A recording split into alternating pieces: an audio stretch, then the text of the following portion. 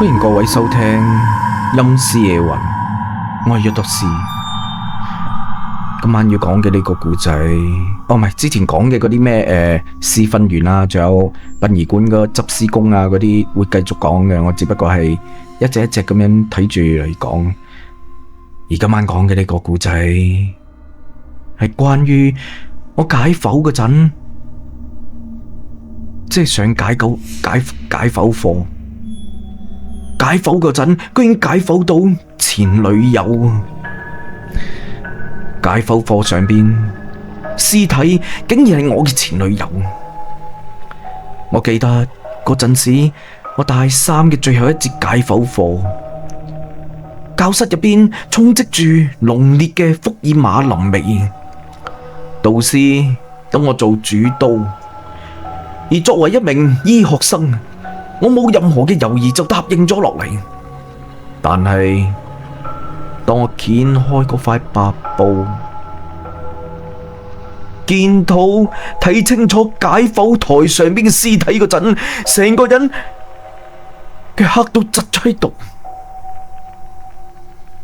因為我見到我嘅前女友就咁樣靜靜地咁瞓咗喺解剖台上邊。佢叫白小雨，我哋兩個喺巴士站嗰度識㗎。嗰日喺度落緊雨，佢見我冇帶到遮，就擔住把遮幫我遮咗下。我睇佢人靚心善，就問佢要咗個 WhatsApp。之後熟咗，我就約咗佢見過好多次，自然而然咁樣就喺埋一齊。啱喺埋一齊嗰陣啊，佢嘅面色就唔係咁好嘅，嘴唇都係白晒晒咁嘅款嘅，但係佢嘅性格卻係好好，人亦都好溫柔。我哋從來都冇嗌過一次交，但係亦都冇過分嘅親密嘅接觸啊！唔係我唔想，而係佢好排斥啊！佢每次都話我未準備好啊，所以希望我再等下。睇住佢驚驚青青咁小心嘅樣，我都冇再諗啲咩嘢，亦都冇繼續落去，即係冇繼續進一步。不過我哋每次見面嘅時間卻都係夜晚嘅，而且都係每次夜晚嘅10點鐘之後。關於呢個問題，我都問過佢究竟係咩回事，佢淨係話我日頭要返工啊，我喺研究所嗰度做嘢㗎。因為佢嘅工作忙啊，即係太過之忙，返工嗰陣係唔俾用手機嘅添，而且幾乎係冇咩假期咁樣，只有夜晚先至有時間出嚟。不過我真係唔可以唔講，我條女的確係幾優秀下，20歲左右就進入到研究院嗰度做嘢，但係嗰陣時我卻仲喺度讀緊大學嘅，而且我仲有諗過，我想同佢好好咁相處落去。佢性格又好喎，而且又咁優秀喎，爭住要啦，係咪？人哋你唔厚實佢嘅話，好容易俾人哋溝走噶嘛。不過我呢個前女友卻都有一個好獨特嘅習慣啊！佢唔知點解唔中意影相啊，非常之排斥嘅，即係只要一攞住個手機話要影，佢就顯得好恐懼啊！而且佢好社恐，即係社恐嘅添啊！我哋兩個約會唔行街，唔睇電影。啱啱整咗一盞燈，唔知咩個影呢個燈可能咁樣行過嚟，有個影咁樣係，即係佢佢又唔行街唔睇電影啊，但係佢特別之中意啲貓貓狗狗嘅咁樣，而且啲狗一見到佢咧就喂喺度吠個唔停啊！有幾次約會，路過嘅嗰啲咁嘅流浪狗或者啲寵物狗都會對住佢搏命咁啊，喺度吠個唔停啊！而且係嗰種歇斯底里，好似同佢有仇嘅咁嘅款喺度吠嘅添啊！有一次啊，我為咗趕走嗰隻喺度吠個唔停嘅野狗，仲被其中一隻狗咬傷咗隻手嘅添啊！小雨佢見到我咁樣，亦都好肉赤啊！睇到佢咁擔心我嘅樣，我實一實咁樣攬住佢，但唔知點解，我攬住佢嗰陣，卻發現佢嘅身體佢好冰冷，而且唔知點解，我聞咗下佢身上邊一陣怪味，有啲好似我哋學校嘅師傅入邊嘅嗰種味。嗰陣時唔知係咪我因為喺學校嗰度聞得多啊，可能以為聞得多先有啲咁嘅，即係啲味覺上一種記憶喺度，所以就都冇點在意到。嗰次啊，俾狗咬到，我淨係話我冇事啊，唔使咁擔心啊。但係佢唔理啊，係都話要送我去醫院嗰度。唔係，真係要送醫院呢啲冇嘢喎，呢必須一定要打針嘅。前兩日我女唔係上個星期俾自己養嘅貓，咁隻貓又唔出街，咁樣搲到下，咁都即刻去打針啦。呢冇計啊，呢一定要做。點知去到醫院之後，人哋都放晒工啊，除非去疫控中心嗰度。我睇個時間都成凌晨1點幾，佢聽日就要返工喎，所以就等佢返去先。到時候我聽日自己去醫院嗰度。只要喺24小時內接種嘅話，咁就冇咩問題噶啦。小雨佢聽到我咁樣講，而且仲要我保證一定要去，即係一定要去打針，咁佢先至肯離開。點知等到第二日，我出去打疫苗嗰陣，佢發現路邊佢堆住一車嘅嗰啲咁嘅流浪狗嘅屍體。聽隔籬嘅嗰啲掃地阿姨話，尋晚有人用藥將成條街嘅嗰啲狗啊，即係四周圍倒藥噶，令到呢幾條街嘅嗰啲狗全部都死晒嘅。而且我而家見到嘅呢一堆狗，只不過係其中嘅一部分嚟嘅咋。由嗰次之後，我同小雨嘅約會再都冇遇到啲咩流浪狗啊，連我哋學校嘅嗰幾條狗亦都俾毒死咗。不過自從嗰次嘅事之後，小雨佢唔知做咩好鍾意成日叫我攞錢俾佢嘅。其實要嘅都唔多噶，每次就係10零蚊20蚊啊嘛，有時一嚿水咁樣。我亦一回事啦，咁啊，就咁俾佢咯。哦，唔係，即係轉俾佢啊。但係佢話要現金啊，而且要硬幣嘅先得啊，而且仲要係嗰種2018年出嘅嗰種硬幣啊，超過呢個年份嘅話，佢係唔要噶。我就問佢啦，點解一定要咁嘅年份嘅硬幣啊？要你做乜嘢啊？咁多要求嘅，俾錢你都，佢就咁樣又唔肯講喎。我一直問佢，最後啊，唔係，因為我一直喺度追問佢啊。咁最後佢淨係同我講咗3隻字，就係買條命。啊！我聽到又好奇怪啦，攞啲咩硬幣咁買條命，點買啊？呢啲咁嘅，咁你最多去街市嗰度買條魚咁就話啫。但係我見佢真係唔肯講啊，所以都冇繼續咁樣喺度追問佢。但係就嗰次之後，佢卻係一直喺度同我提出一啲好奇怪嘅要求啊。每次初一十五啊，佢都係要求要同我見面噶，而且每一次見面佢都唔俾我着啲咩紅色嘅衫啊底褲啊咁，反正身上邊唔可以有紅色噶，就連條底褲都唔可以紅色啊，反正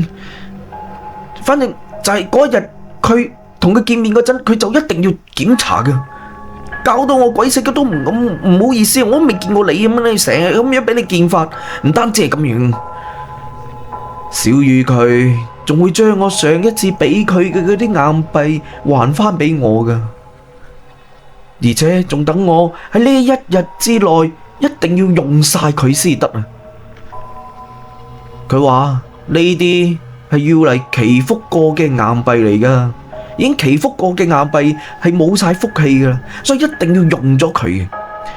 而且我用嗰陣仲要拍視頻俾佢睇過先得啊！我好早之前就聽講過，搞科研嘅嗰啲人都會有啲怪癖咁樣啊！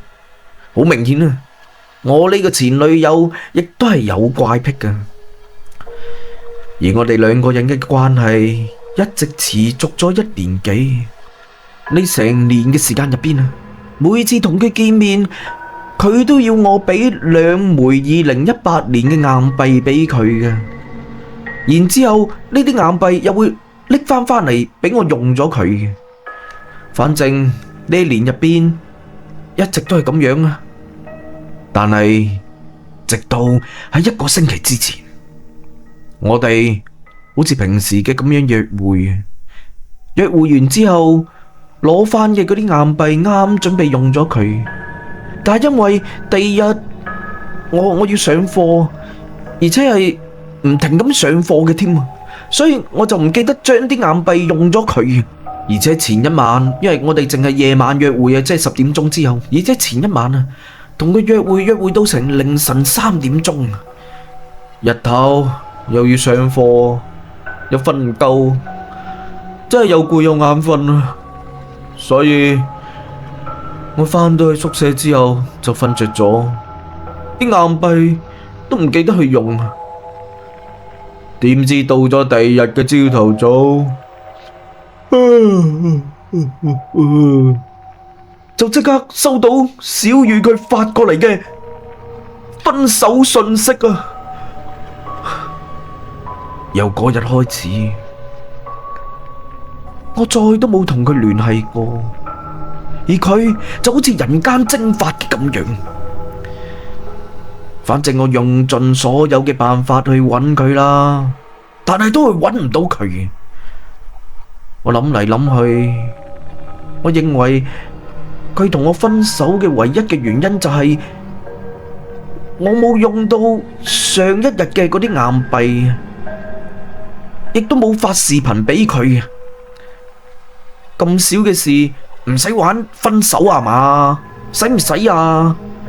我仲喺度諗緊，過幾日咁佢條氣順翻之後，應該會主動聯繫翻我噶啦。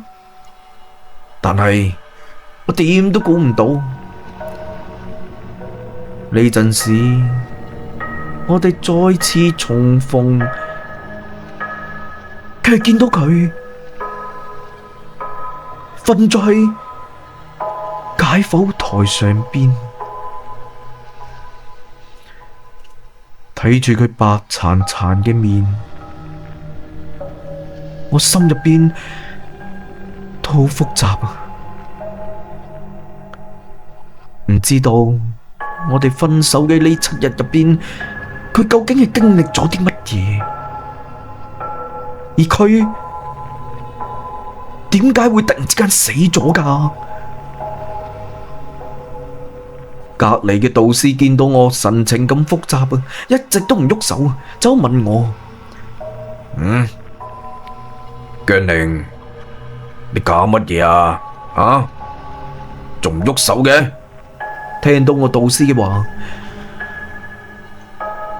我嘅悲傷亦變到麻木啊！我手震震咁樣伸起對手，向住小雨嘅屍體嗰度伸住過去。明明上個星期我哋仲喺埋一齊噶，而我發現小月嘅屍體喺福爾馬嗰度浸過噶，肌肉已經係冇咩彈性啊，啱掂到佢嘅頭，眼皮我見到佢嘅即係對眼嘅有條眼皮有一條縫啊，露咗半個眼球出嚟。我始終覺得佢就好似擘開對眼喺度望住我。我嘅內心真係有啲痛苦，我想摸下佢塊面，同佢做最後嘅告別啊！但係呢個時候，佢意外發生啊！唔係，我卻係意外咁發現啊！佢個嘴入邊好似唔知含住啲咩嘢，銀白色嘅。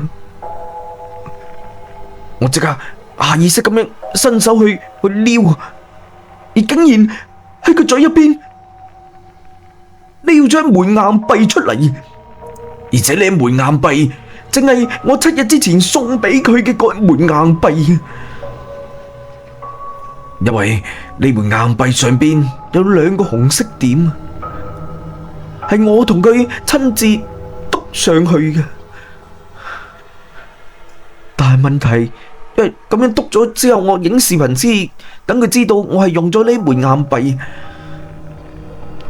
但係問題，點解呢枚硬幣會喺佢嘴度含住㗎？而隔籬嘅導師見到我喺屍體嗰度攞起一枚硬幣，亦都好奇咁樣攞咗過嚟。佢推咗去個眼鏡框，好奇怪咁話：哦，奇怪啦，呢條屍喺池入邊浸咗成7、8年噶咯喎。做咩嘴入邊會有18年嘅硬幣噶？導師嘅呢句話就好似一盆冰水嘅咁樣淋咗過嚟，令到我由頭涼到落腳啊！我轉個頭睇向佢，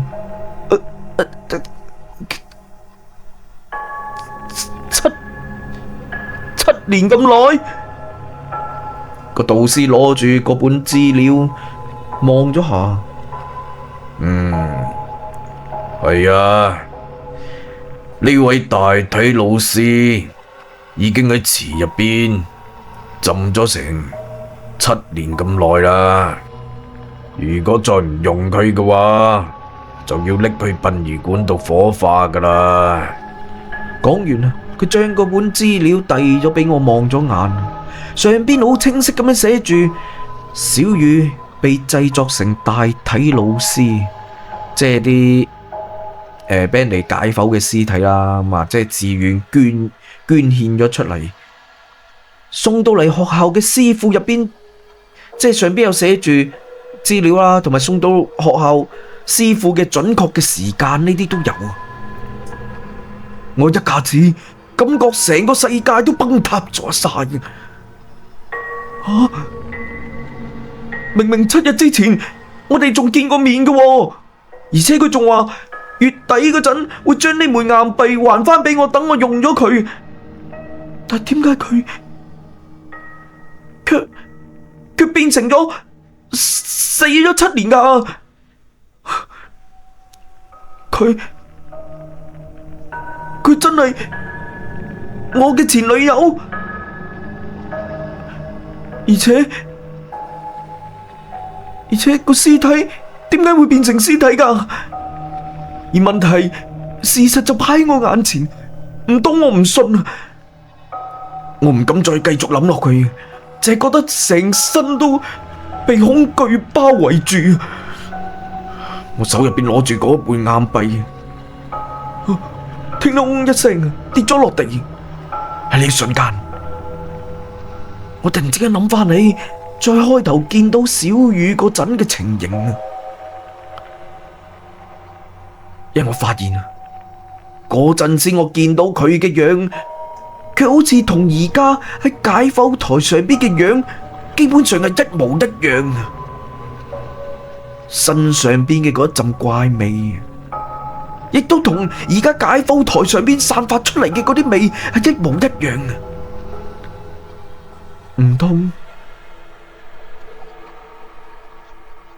唔怪得知佢每一次都要夜晚出嚟啦。睇嚟佢根本就唔係喺研究所嗰度返工，而係被浸咗喺師傅入邊嘅福爾馬池入邊。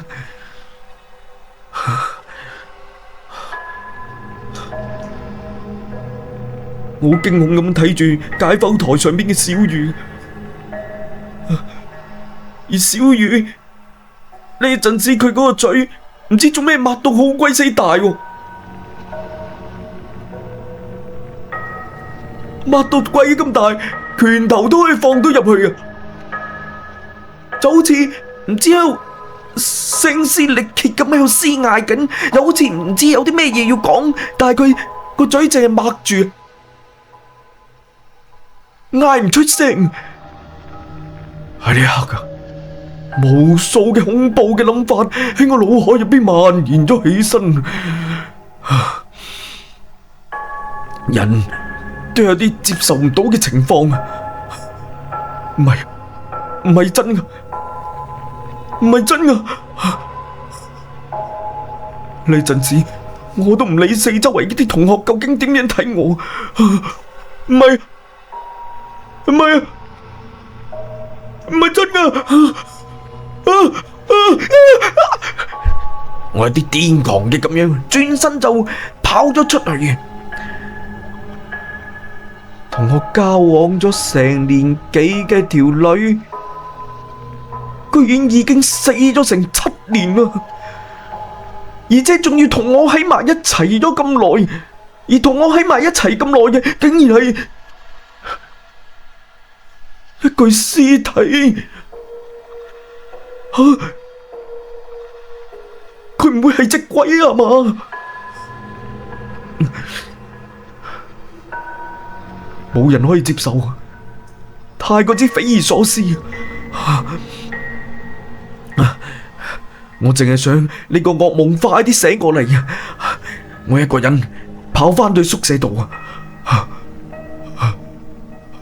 坐咗喺床上邊，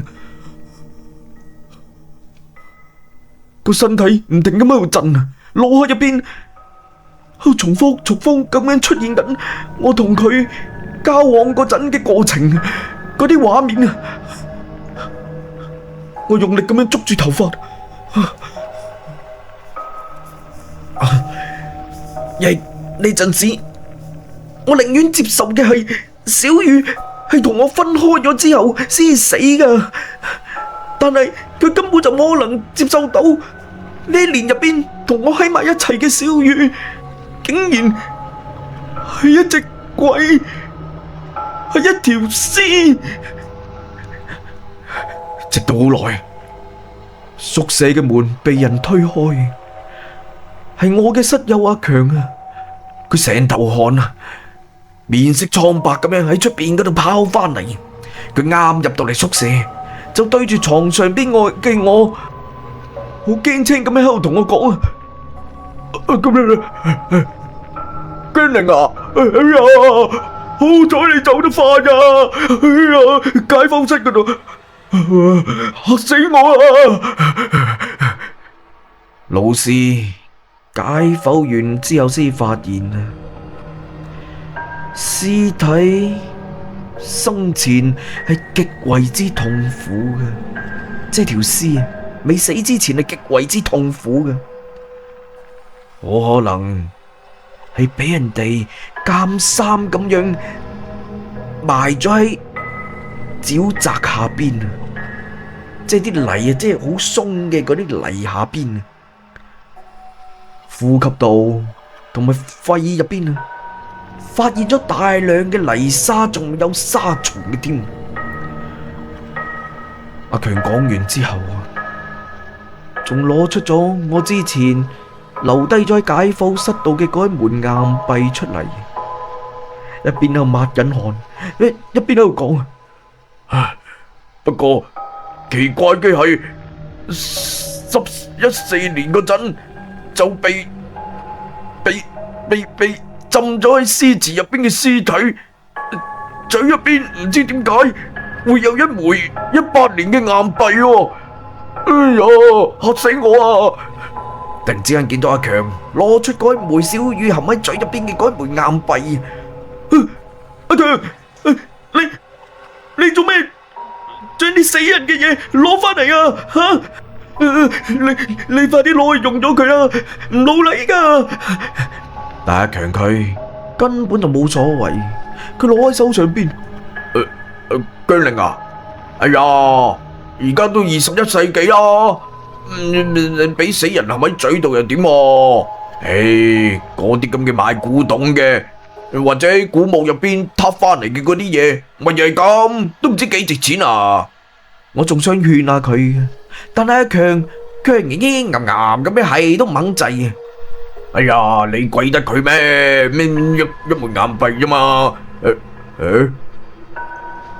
而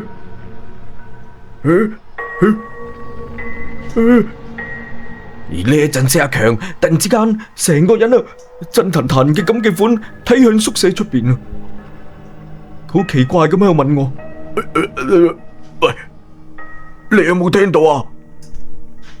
好似有人喺度嗌我個名啊！哇！屌，啱啱嚇死我啊！個門無啦啦喺度喐咗下，我記得攞嘢棘實噶喎。啊！屌，講得多，有時又搞到我疑神疑鬼添啊！屌，唉，哇嚇到我飆晒冷汗，咁失驚無神，棟門自己喐。哦，啱啱我睇咗下，唔係喎，我攞嘢棘住喎，做咩會？唉，唔諗咁多。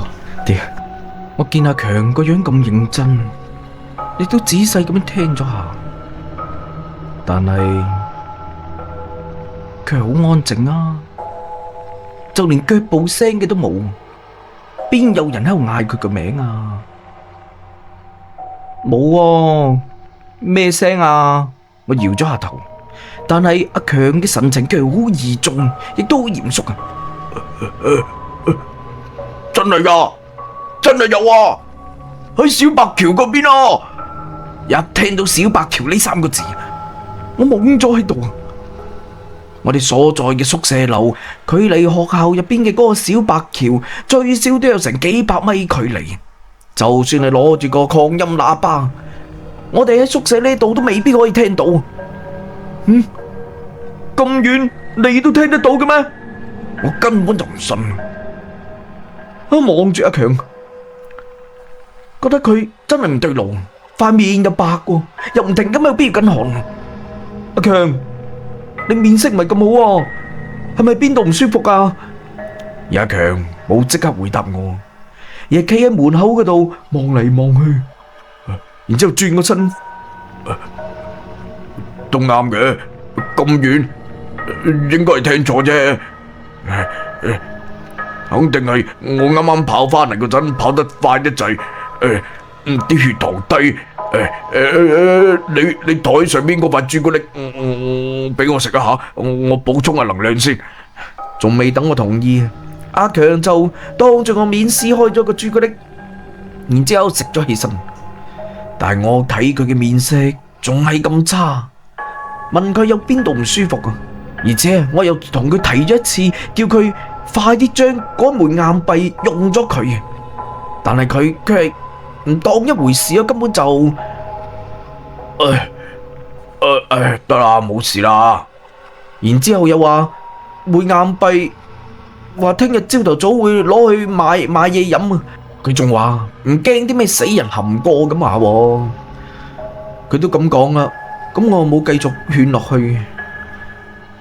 而阿強就好似個神經質嘅咁樣，講完之後就喺宿舍度行嚟行去，行嚟行去，就話，然之後話好想瞓覺，但係又冇沖涼，然之後又直接爬上咗床度冚住被，咁就唔喐啦。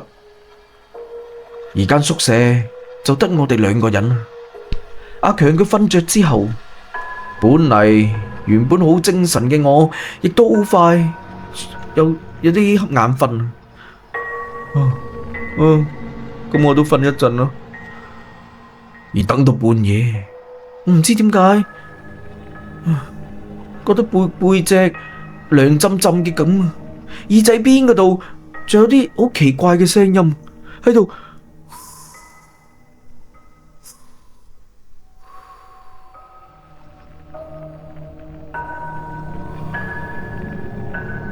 好長嘅呼吸聲，而每一聲都好似就快要斷氣嘅咁樣，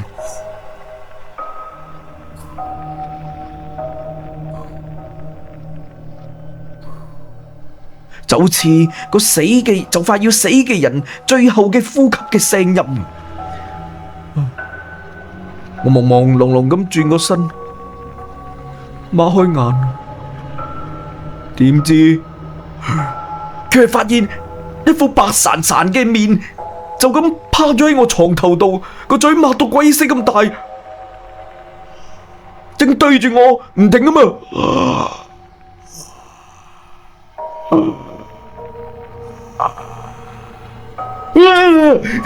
嚇到我真係一聲叫咗出嚟，然之後快脆咁樣彈咗起身，即係向後褪。呢個嘢喺床嘅邊邊嗰度，後邊係埲牆，我褪咗喺埲牆嗰度，我仲未醒到過嚟，呢副白面亦都嚇咗一跳。居靈係我啊，我係阿強啊！聽到呢句話，我先至定咗落嚟啊！通過窗口出邊照落嚟嘅嗰啲月光嘅光啊！我依稀咁樣睇清呢副白殘殘嘅人面，就係我嘅室友阿強啊！阿強，你搞乜嘢啊？3更半夜唔瞓覺，你做咩瞓過嚟我床呢度噶？吓，你想嚇死我啊？阿強啊，唔好意思啊，姜玲啊。你身上邊係咪噴咗香水啊？唔知點解，我覺得我好好聞啊！所以我咪匿咗過嚟你呢度，想索多2啖咯。然之後阿強好似忍唔住嘅咁樣，又對住床上邊嘅我喺度。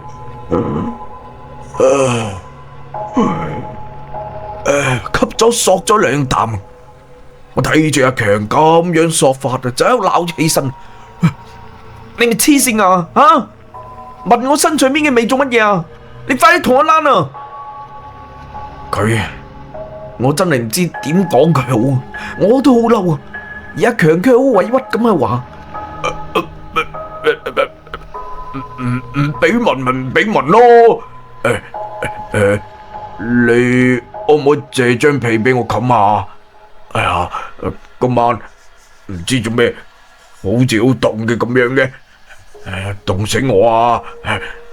我都懶得理佢，直接將張被掉咗俾佢，因為我根本就唔覺得凍，反而覺得有啲熱嘅添。阿強佢攞到我張被之後，多謝啊！對住我講咗聲多謝之後，然之後又對住我嘅被，用力咁樣索咗2啖。好好聞啊！然之後又爬翻到去床上邊，佢冚咗2張被，背對住我，就咁瞓着咗。但係聽佢嘅呼吸聲，卻冇聽到佢出氣嘅聲音。我瞓咗喺床度，冇幾耐，我亦都瞓着咗。而且係嗰種唔知點解有啲暈陀陀嘅感覺，根本就控制唔住，唔似係眼瞓啊，反而係有啲似係暈低嘅咁樣啊！直到第二日我醒過嚟，我卻發現已經係下晝嘅成5點幾啊！明明我尋晚瞓到咁早，而家醒過嚟，點解係5點幾㗎？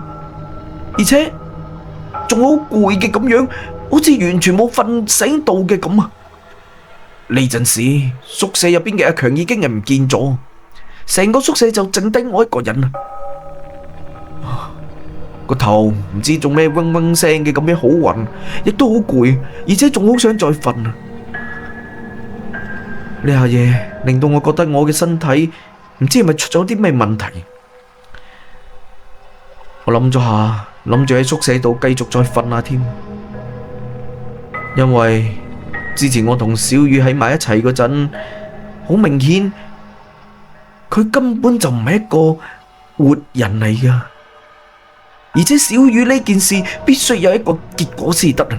我要搞清楚呢件事，呢一切嘅原因，或者係因為我1個星期之前冇使出去嘅嗰一枚硬幣所引起身嘅問題。就算我呢一陣時幾攰都好，亦都知道自己究竟要做啲咩嘢。唔係嘅話，呢件事會成為我嘅心結啊！我攞起台上邊嘅手機，即係我諗住想攞起台上邊嘅手機，但係我摸咗下，佢發現尋日俾阿強食咗嘅嗰粒朱古力，竟然仲喺度啊！而且係完好無損嘅添啊！甚至上邊仲放住阿強喺解剖室嗰度帶翻嚟嘅嗰一枚硬幣啊！我而家對硬幣非常之敏感啊，所以望多咗眼，佢意外咁樣發現呢枚硬幣正係尋日我喺小雨嘅屍體嘅嘴入邊挖出嚟嘅嗰一枚啊！然之後又俾阿強帶翻嚟嘅嗰一枚啊！阿強佢明明講過噶，我今日朝頭早會用咗佢買早餐噶。但係點解佢會將枚硬幣放喺我台嘅呢一度噶？仲有嗰嚿朱古力噶，唔係俾佢食咗嘅咩？點解仲喺度噶？唔通我記錯咗？冇可能噶！而唯一嘅解釋就係阿強應該今日又買多咗嚿翻嚟，放翻咗喺嗰度還翻俾我咁樣。但係問題係，我對阿強嘅了解就係呢條友佢食完我啲嘢，從來都唔會話買翻嚟俾我噶，冇可能噶。呢陣時我一種唔係咁好嘅預感啊，而且我都驚會發生啲咩唔好嘅事，特別係個朱古力上邊仲放住嗰一枚小雨含過嘅嗰一枚硬幣。我攞住嚿朱古力啊！呢陣時都有啲緊張。我拆開個朱古力嘅包裝，輕咁樣咬咗一啖，咬落去，嘴入邊嘅嗰嚿朱古力唔單止冇苦味啊，甚至佢係一啲甜味同埋朱古力嘅香味嘅都冇啊！食喺嘴入邊，佢咩味嘅都冇啊，好似喺度嚼緊蠟嘅咁啊！我即刻吐咗呢嚿冇味嘅朱古力啊！然之後睇咗下阿強嘅嗰張床，同埋手上邊嘅朱古力啊，就係感覺到成個寢室好似被冰冷陰森所籠罩住，因為我以前聽講過啲老人家話，俾啲污糟嘢食過嘅嗰啲嘢就會冇味㗎。我諗到阿強佢尋晚返到嚟嗰一種周身唔自在嘅感覺㗎，而就喺呢陣時，台上面嘅手機突然之間叮咚響咗下，係群嘅消息嘅提醒。我睄咗眼，佢見到兩個字啊，仆告啊，係人死咗之後報喪嘅信息啊，而且發信息嘅仲要係我嘅群嘅嗰個班級群啊，一種唔好嘅預感令我好彷徨咁拎起個手機。等我打開信息嘅嗰一瞬間，我成個人涼咗半截，上邊寫住：本班同學張強於幾年幾月幾日18時死於翡翠校內嘅湖入邊。上邊嘅信息寫住阿強死咗喺學校嘅湖入邊啊，而發仆告嘅係我哋嘅輔導員啊。而下邊仲有啲同學嘅回覆啊，一路走好，一路走好咁。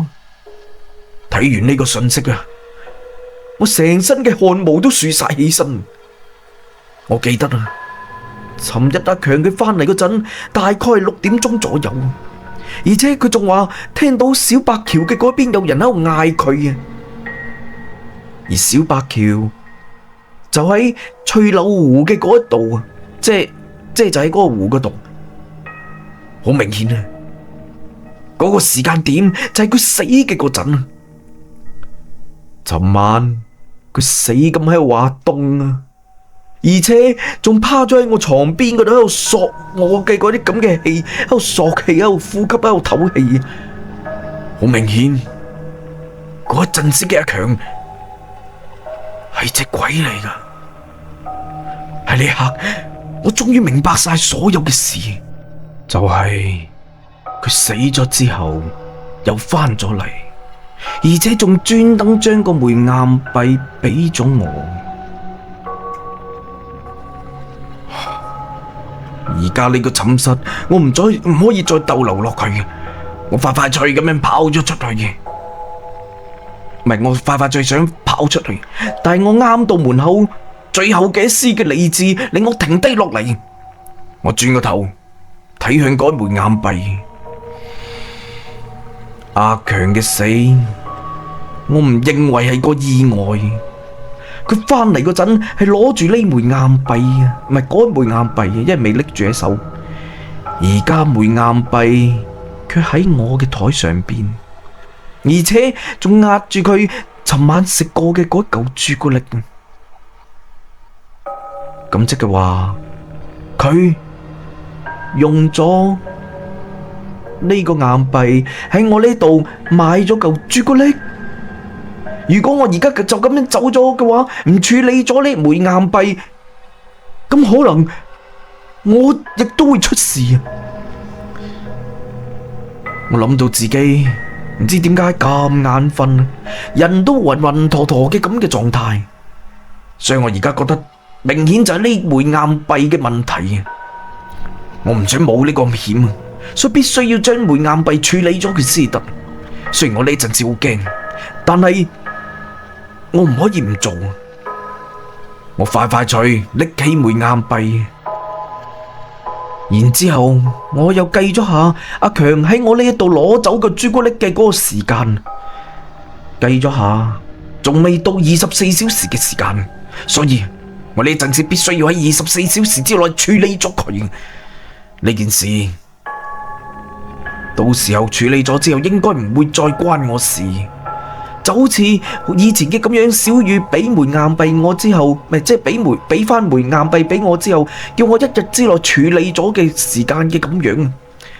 按照以前嘅經歷啊，小雨會叫我用枚硬幣嘅方法，同埋有啲咩講究啊。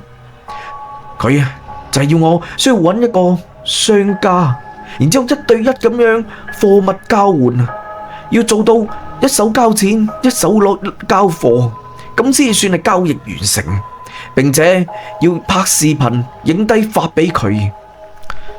喺超市，喺嗰啲咩嗰啲自動販賣機啊，或者啲咩搖搖車，呢啲都唔得噶，因為啲超市咧唔係話，反正嗰啲你咩自動販賣機咁，你撳放落去咁，嗰罐嘢自己走出嚟，又唔係有人一手交錢一手交貨嘅。而家諗嚟諗去，呢粒硬幣可能仲有啲咩禁忌啊！但係而家唔理咁多住，而家先至用咗佢先，唔可以喺我手上邊超過24小時。四周圍路過嘅嗰啲同學，亦都用啲好奇怪嘅目光喺度睇住我，但係我冇理到，因為冇人會相信我所遇到嘅嘢。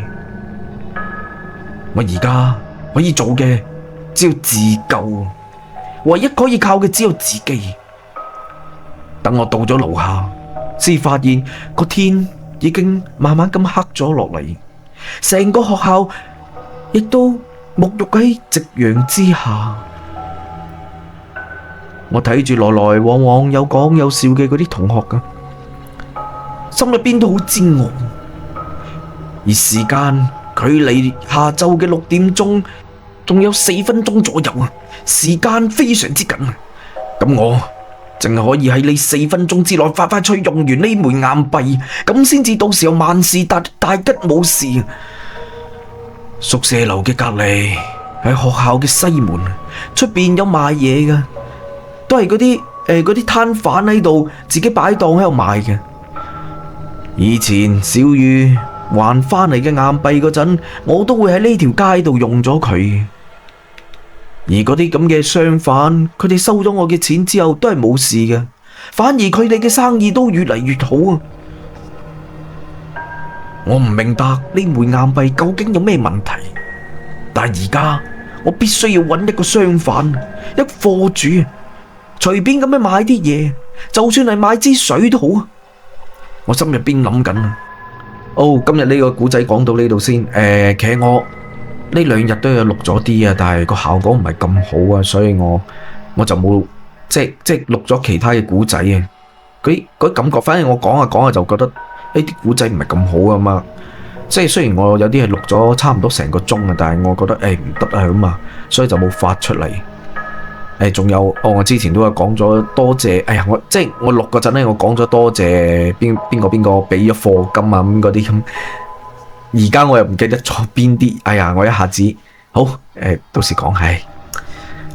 不過多謝你先，唔講，即係一下子我原本喺度列咗咁記咗下咁樣，但係而家冇咗。好，多謝各位先。